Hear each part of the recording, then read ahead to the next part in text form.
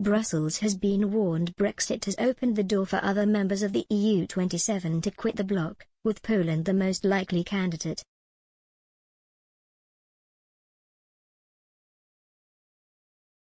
The bold prediction was made by Professor Christian Lecain, with the French academic suggesting nothing could now prevent other nations from a leaf out of Britain's book. Professor Lecain, a professor of political science at Sciences Po Paris as well as a former visiting professor at the European Institute of the London School of Economics, is a frequent critic of Britain's decision to leave.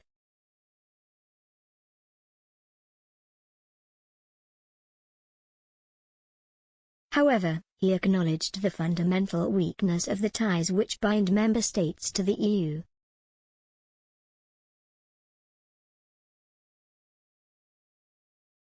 Writing for Politico, Professor Lecain said, "Brexit helps us understand that Britain is more obsessed with identity politics than liberal economy."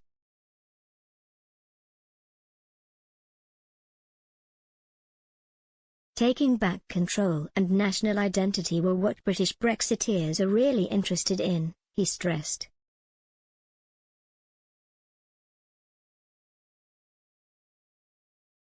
Professor Lecain added, "For the Conservatives who govern the UK, economic performance has now become a minor issue compared to the days of Thatcherite neoliberalism."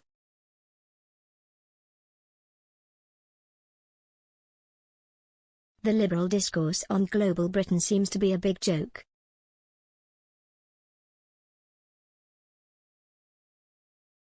Turning his attention to Brussels, he said, "I remember a time not so long ago when I had no difficulty in convincing my students that leaving the EU was impossible because membership creates too high policy interdependence."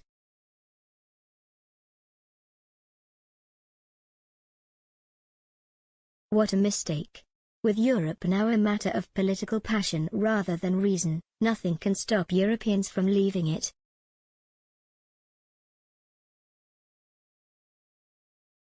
Recent months have seen spiraling tensions between Warsaw and Brussels, with the latter threatening legal action in response to Poland's controversial reform of its judicial system.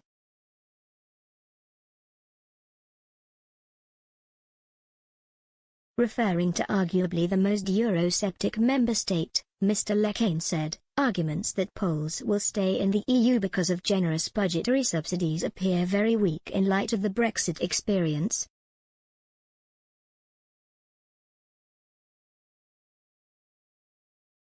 When people are obsessed with national identity and sovereignty, trade and market benefits seem very weak reasons to stay in the EU.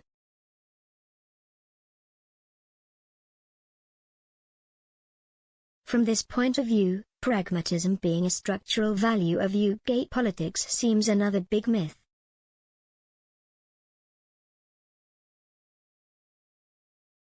Who appears more emotional and distant from rationality than a Brexiteer explaining the reasons for the UK's choice?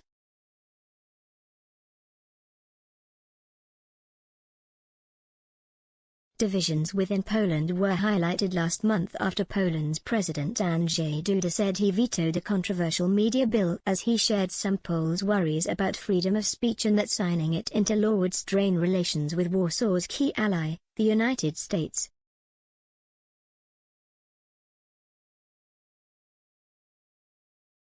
Unexpectedly rushed through Parliament this month, the legislation would have tightened rules around foreign ownership of media, specifically affecting the ability of news channel TVN24, owned by U.S. media company Discovery Incorporated, to operate.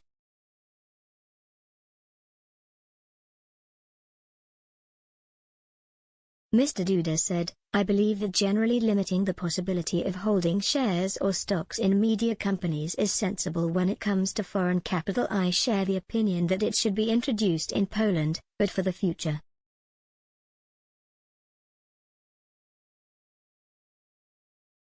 The bill and its amendments concern entities which are already present in the market. There is also the issue of media pluralism, of freedom of speech.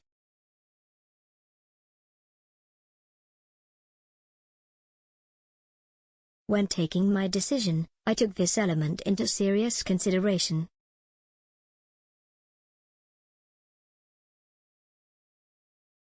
Poland's ruling Nationalist Law and Justice, PiS, party has long said that foreign media groups have too much power in the country and distort public debate.